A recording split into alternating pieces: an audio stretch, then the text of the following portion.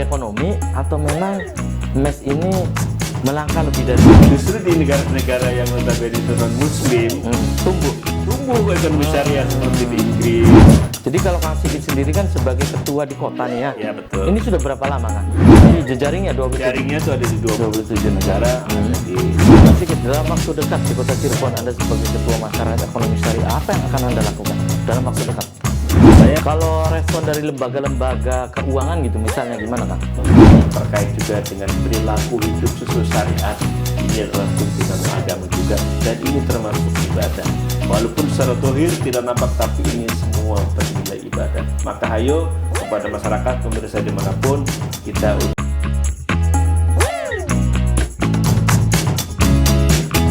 Assalamualaikum warahmatullahi wabarakatuh. Senang sekali saya Afif Rifai hadir kembali di hadapan Anda di program podcast Fajar Cirebon TV, dan kesempatan kali ini yang nanti kita akan obrolkan ini dengan sosok muda kandidat doktor, ini sedulur-sedulur Fajar Cirebon, kemudian concernnya ini di ekonomi Islam, dan tentunya di podcast kali ini nanti kita akan bedah tentang menanti kiprah masyarakat ekonomi syariah Kota Cirebon ya. Di sebelah saya ada Dr. Haji Sigit Nurhendi SEME. Apa kabarnya Kang Sigit? Assalamualaikum. Alhamdulillah, waalaikumsalam Kang Afif. Alhamdulillah. Alhamdulillah. Ini masih itu Kang, masih di Basnas Kabupaten Cirebon Kang Sigit? Di Basnas masih. Ini alhamdulillah. Ini lagi sibuk-sibuknya ya. Ya, terutama ini Ramadan. ya di bulan suci Ramadan ini ya. Untuk persiapan juga dari awal kemarin sudah kita ada prepare untuk persiapan menjelang Ramadan, dan nanti Ramadan ini kan istilahnya bulan berzakat ya bagi Basnas. Jadi kita konsen salah satu kesibukan ya di bulan Ramadan ini. Gitu ya. Kang Sigit, ini kita ke pembahasan ya tentang masyarakat ekonomi syariah. Nah, MES itu apa sih Kang, masyarakat ekonomi syariah itu? Ya. Jadi MES itu adalah masyarakat ekonomi syariah, sebuah organisasi nirlaba, yang dibentuk oleh pemerintah non-profit tentunya, untuk sebagai menciptakan sebuah ekosistem ekonomi syariah di Indonesia yang notabene itu kita masyarakat muslim terbesar kan. Untuk itu pemerintah perlu adanya sebuah program dukungan terkait dengan perilaku hidup sesuai dengan perilaku kehidup halal ya. Di situ kan sesuai dengan ekonomi syariah ya. Jadi fokus cakupannya memang cukup banyak di dalam ekonomi syariah itu. Apa aja gitu Kang Sigit? Jadi di dalam ekonomi. Apakah melulu ekonomi atau memang MES ini melangkah lebih dari itu gitu? Ya, karena kita memang ekonomi syariah, memang fokus kita adalah di bidang ekonomi, terutama di bidang ekonomi syariah. Tapi ingat bahwa para pelaku ekonomi syariah itu bukan hanya masyarakat muslim saja yang bisa merasakan, dan para pelaku itu juga masyarakat umum bisa.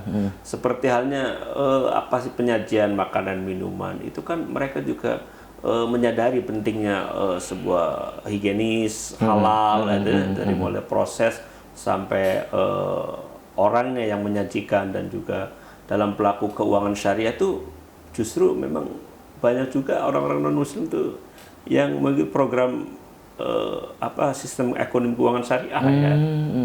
Justru di negara-negara yang notabene itu non muslim tumbuh ekonomi syariah seperti di Inggris ya. Seperti itu. Yang muslimnya minoritas tapi justru sistem ekonomi syariah ini bisa dirasakan ya, oleh semua masyarakat. Jadi kalau Kang Sigit sendiri kan sebagai ketua di kota nih ya. Ya betul. Ini sudah berapa lama Kang? Ketua MES Kota Cirebon itu? Kota ini hampir berjalan 1 tahun. Masa periodenya itu 3 tahun, dan nanti bisa dipilih kembali kan. Itu nanti kiprahnya di bidang apa saja Kang? Programnya di bidang apa saja gitu? Yang Sigit? Yang pertama kita adalah peningkatkan kualitas SDM-nya ya. Jadi indeks manusianya itu kita coba tingkatkan. Tingkat literasinya, tingkat edukasinya, terutama literasi di bidang ekonomi syariah. Kita juga dalam hal ini bekerja sama dengan beberapa lembaga pendidikan Islam ya, seperti pesantren, perguruan tinggi Islam itu, untuk masyarakat bisa apa sih itu ekonomi syariah, apa selama ini kita dalam jalan kehidupan ini sesuai dengan syariah atau belum kan gitu. Yang kedua adalah pengembangan usaha di bidang syariah, baik usaha pengembangan UMKM sebagai basis ekonomi kerakyatan Indonesia, juga terkait dengan ekonomi keuangan syariah. Dan yang ketiga adalah kita ingin adanya pengembangan secara global ekonomi syariah. Jadi Indonesia ini selama ini sebagai mayoritas penduduk muslim ini muslim terbesar lah ya. Muslim terbesar ini masih sebagai konsumen terbaik. Iya. Belum menjadi produsen yang terbaik ya. Ini kan kita harus ada sebuah hubungan regional ataupun mungkin secara internasional, di mana MES ini secara keseluruhan ada di 27 negara. MES ini. Oh, di jejaringnya 27. Jaringnya tuh ada di 27 negara, ada di 29 provinsi di Indonesia, dan ada 107 di kota kabupaten di Indonesia. Termasuk di kota Cirebon. Ya betul.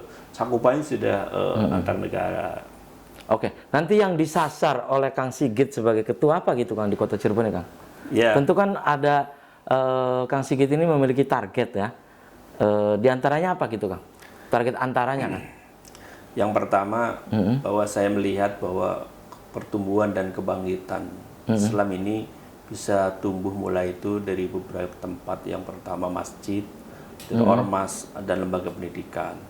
Untuk itu kami mengajak nantinya kepada para pengurus masjid DKI masjid di kota Cirebon ini, masjid tidak hanya tentunya menjadikan sebuah tempat ibadah, tapi masjid ini juga sebagai pusat pertumbuhan ekonomi. Disitulah awal program-program keuangan non ribawi, ya. Di situ bisa pakai lembaga keuangan PSKS, yang lembaga simpan pinjam dan pembiayaan syariah, yang PMT atau apa, supaya masyarakat bisa menikmati artinya pembiayaan yang sesuai dengan syariah. Itu bisa dikelola oleh masjid, dan ini sudah beberapa puluh masjid yang sudah mulai ini. Yang kedua, dari mulai ormas-ormas ini juga bisa mengedukasi dan mensosialisasi program-program keuangan syariah. Ini penting sekali karena di mana tengah kita masyarakat itu kayaknya banyak yang terjerat oleh Bang Emo atau apa Bang Tunjul ya katanya. Ya. Yang ribawi ini menjadi tantangan dan PR kita bersama ya. Yang kedua, tentunya kita melakukan pendampingan, juga dukungan supporting pembiayaan modal usaha. Kita bisa bekerja sama dengan lembaga keuangan atau lembaga filantropi untuk mereka diberikan pemberdayaan. Tentunya mereka diberikan pendampingannya tidak hanya sekedar memberikan modal, tapi juga adanya pendampingan, kemudian adanya pemberdayaan supaya masyarakat Indonesia secara ekonomi ini backbone-nya ini, tulang punggungnya dari usaha UMKM. Makanya orang-orang negara luar Sokoguru ekonomi kita ya. Ini yang menjadi pilar kekuatan ekonomi justru di Indonesia itu UMKM. Ini penting ya. Kalau dulu koperasi, sekarang UMKM. Sekarang UMKM. Nah, kemudian terkait dengan sertifikasi halal nih, kayak lembaga perguruan tinggi sudah ada IAIN, terus juga ada beberapa organisasi yang menggelarkan ini supaya dari mulai proses makanan dan minuman yang kita sajikan itu benar-benar ya halal, ya thayyiban, ya higienis dan sebagainya.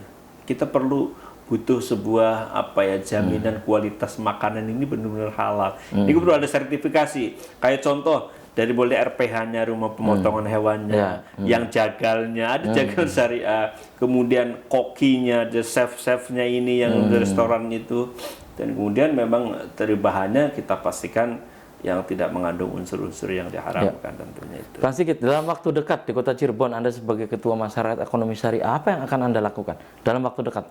Saya sudah beberapa kali melakukan seminar model kita literasi dan sebagainya. Itu sebagai salah satu upaya untuk mensosialisasikan ya, memang MES itu. Langkah utama itu adalah kita mensosialisasikan, mengedukasi dan mempublikasi apa tuh masyarakat ya, itu supaya tercipta sebuah ekosistemnya. Diajak dulu, disadarkan, oh ya selama ini kita sudah sesuai syariah belum dari sisi foodnya, makanannya, dari mulai keuangannya, dari mulai kita kehidupan, termasuk ekonomi syariah itu berkembang menjadi fashion, menjadi apa. Oh, nanti merambah ke yang lain? Iya, iya, itu sudah fashion, terus apa tuh tempat wisata halal tourism dan sebagainya. Itu di beberapa tempat sudah ada apa ya, konsen ke situ. Jadi memang penting sekali, dan dukungan pemerintah tentunya semua perbankan terutama yang syariah dan tentunya dari BI, dari OJK, dari lembaga-lembaga juga supportnya cukup baik. Jadi kita bisa ajukan program, kita termasuk bisa bekerja sama dengan Basnas di masing-masing tempat juga bisa. Di masing-masing kabupaten kota. Betul, gitu dan ya? kami juga mengajak pengurus Basnas itu untuk masuk pada pengurus. Nah sekarang apa? Di situ ada titik temu program itu yang sama gitu lah. Jadi kita bisa memberikan, Ada titik temu lah ya? ada titik temu program Basnas. Ada Kalimatun Sawah gitu ya? Ada Kalimatun Sawah ya gitu. Iya, Nah, titik karena temu. memang saya Iya. Basnasnya di kabupaten ya, kami mengajak Basnas yang ada di kota untuk sama-sama kita bersinergi program itu, karena akan ada titik temu itu di situ. Itu ya tentunya. Betul. Dan menurut Kang Sigit, ini kan masih terus disosialisasikan tentang masyarakat ekonomi syariah ya. Animo atau respon dari masyarakat Cirebon sendiri terhadap masyarakat ekonomi syariah itu bagaimana, Kang? Ya. Menurut Anda, Kang Sigit? Betul. Jadi memang kita perlu ada waktu dan proses tahapan ya untuk bisa masyarakat menerima ini sebuah menjadi kultur dan menjadi sebuah apa ya, budaya memasyarakatkan ekonomi syariah. Kalau umpamanya kita mengumpulkan beberapa masjid yang ada, yang kesiapan secara infrastruktur di masjidnya, SDM-nya juga kan belum tentu semua siap kan ya. Juga begitu UMKM mungkin ada beberapa kendala gitu loh. Biasanya masyarakat itu ketika dibantu ya tidak berkembang. Nah ini kenapa tidak berkembang? Apakah mereka gali lubang tutup lubang atau mereka tidak kuat disayadai, ataupun bahkan kita menggerakkan masyarakat untuk membuka lapangan pekerjaan juga banyak tantangan, karena ternyata daya tahan untuk bisa usaha itu memang butuh mental gitu ya. Tidak semua orang yang belum berusaha itu kemudian dikaryakan terus kemudian bisa berjalan. Ini butuh proses, kadang gagal, kita coba lagi gitu. Jadi memang kita harus terus-menerus untuk mengedukasi masyarakat terkait dengan program-program ekonomi syariah. Ya, tentunya kita juga bekerja sama dengan pemerintah daerah, pemerintah kota gitu.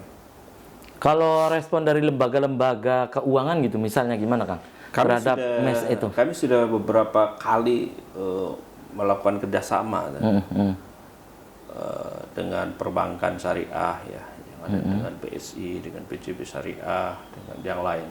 Responnya bagus, karena secara kelembagaan pun bahwa para pimpinan-pimpinan mereka yang ada di atas itu juga masuk dalam kepengurusan MES. Jadi secara hierarki ke bawahnya itu ya mereka support terhadap kegiatan MES di tingkat dan wilayahnya masing-masing. Itu ya. Jadi ini yang disasar itu lembaga-lembaga keuangan atau memang masyarakat secara umum gitu, Kang Sigit? Ya sebetulnya masyarakat secara umum nih, yang terutama itu tadi dari kesadaran masyarakatnya dulu, ini yang pertama ya. Jadi kesadaran masyarakat. Ini yang susah nih, Kang, kesadaran itu, Kang. Kesadaran untuk berperilaku kita sesuai dengan tuntunan syariah Islam tentunya di segala hal gitu loh. Ya.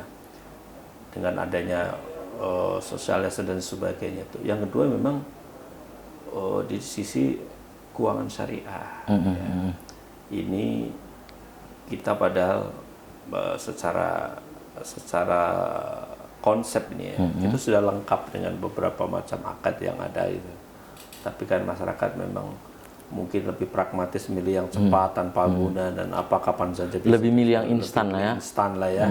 Nah ini perlu diedukasi. Nah, kemudian sektor-sektor usaha kalau kemudian terkait bahwa kita ibadah kepada Allah secara abduminallah, juga kaitannya adalah dengan kepedulian sosial ya. Di sini ada kesejahteraan juga, ada sisi-sisi pengentasan kemiskinan. Ini ada kaitannya dengan program ekonomi syariah juga akhirnya mengarah kepada kesana. Ketika kemudian masyarakatnya sudah sejahtera, mereka bisa melaksanakan ibadahnya. Ini akan menjadikan sebuah tujuan kita adalah falah untuk jadi kesejahteraan umat Islam tentunya. Nah ini kan Kang Sigit ini di kota ya. Nanti di setiap kecamatannya dibentuk pengurus-pengurus nggak? Kan ada 5 kecamatan di kota itu. Ya di kota. Dibentuk nggak Kang? Bisa artinya dibentuk secara kepengurusan. Biasanya kita melibatkan beberapa unsur. Unsurnya itu adalah pengurus masjid, PKM, kemudian para pelaku usaha, juga ya intinya mereka yang memang terlibat di dalam itu. Jadi secara aktivitas mereka pun memang kesehariannya adalah mereka pelaku-pelaku ekonomi syariah. Dan kita sosialisasinya melalui lembaga-lembaga itu seperti halnya masjid, pendidikan dan sebagainya. Saya yakin dengan tingkat pendidikan masyarakat Indonesia, kesadaran itu kita pelan akan adanya perubahan ya, kultur menjadi lebih bersyariah. Itu ya. Siap. Kang Sigit, saya pikir ini yang lebih disosialisasikan ke masyarakat. Kan biasanya nih kita kalau tentang syariah gitu ya, taunya hukum Islam gitu kan. Mencuri, potong gitu. Nah, ini yang perlu dijelaskan ya Sigit tentang ekonomi syariah itu, iya kan? Ya kan di dalam bab syariah itu kalau kita bagi dalam termin fikih itu kan ada munakahat, ada siasah, ya kan? Ada yang muamalah. Ini masih dalam ini muamalah kan? Ya kan? Ada jinayah, pidana Islam, ya kan hukum gitu. Pidana. Jadi konsen kami di dalam hal ekonomi syariah ini tentunya di dalam bab muamalah ya khususnya ya. Ya muamalah ini kan di situ ada terkait dengan keuangan syariah, terkait bab ekonomi dan bisnis Islam kan gitu. Tapi itu juga nanti akan bercabang kepada unsur-unsur yang lain ya, seperti halnya tadi hal turisme, wisata dan makanan dan minuman dan sebagainya akan cukup berkembang. Tapi itu sudah disosialisasikan Mas ke turisme dan yang lain itu yang tadi disebutkan Kang Sigit itu. Kita bersinergi dengan pemerintah kota tentunya, mana-mana yang sekiranya kita bisa bersinergi terkait dengan kegiatan kita. Tentunya juga ya sering adanya kita sosialisasi kepada para pelaku-pelaku biro travel dan sebagainya. Kan yang namanya wisata perjalanan itu dari mulai hotelnya dulu kan ya. Hotel syariah itu juga harus ada memiliki faktor itu juga restorasi yang syariah. Begitu juga tempatnya dan sebagai tempat wisatanya dan sebagainya. Kita menuju ke arah sana lah ya kan. Tapi konsen yang ada nih kita yang sudah kerjasama dengan perguruan tinggi ini seperti ada sertifikasi halal terkait dengan makanan dan itu sudah dilakukan berarti oleh dilakukan kerjasama Mes Kota ya, kota Mes Kota Cirebon ya, terutama itu yaitu tadi dari mulai awal kita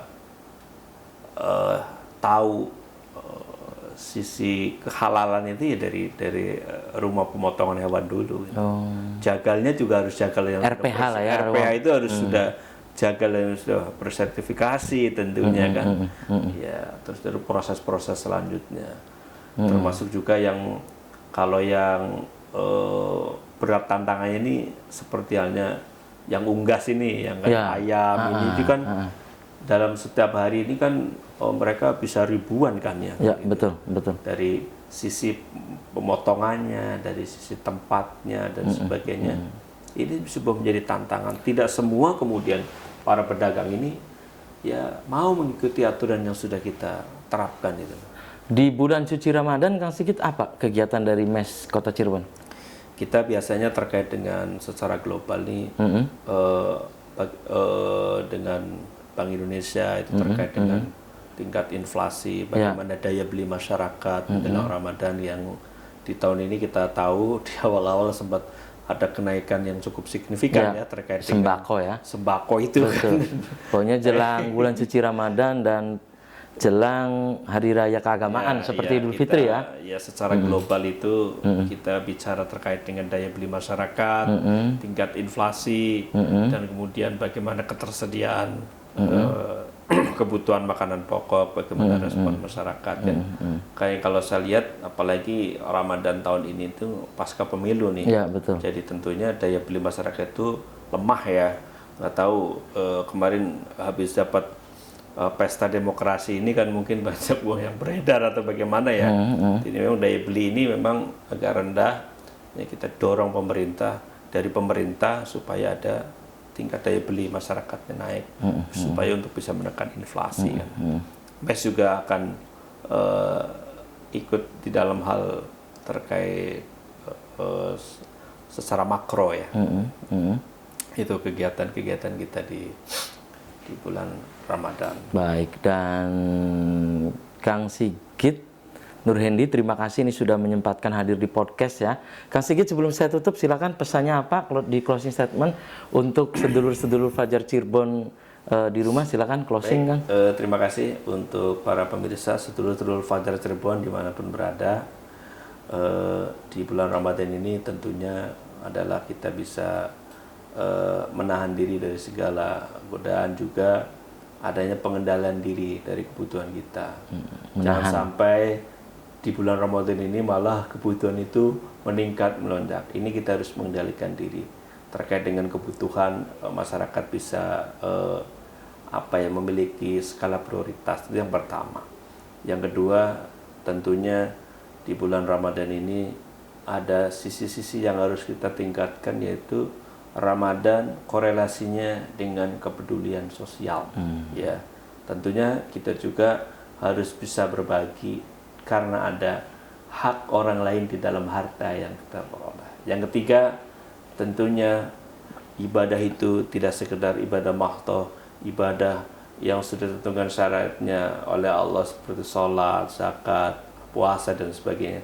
Tapi ibadah juga ada yang ghairu mahdoh, terkait juga dengan perilaku hidup sesuai syariat. Ini adalah tuntunan agama juga, dan ini termasuk ibadah.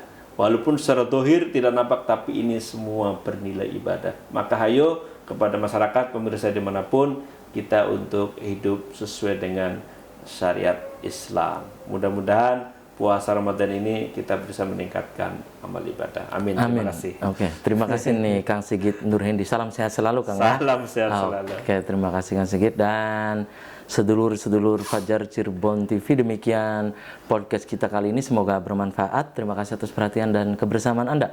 Akhirnya saya, Afif Rifai, dan kerabat kerja kesempatan kali ini harus pamit undur diri, dan wassalamualaikum warahmatullahi wabarakatuh. Waalaikumsalam warahmatullahi wabarakatuh.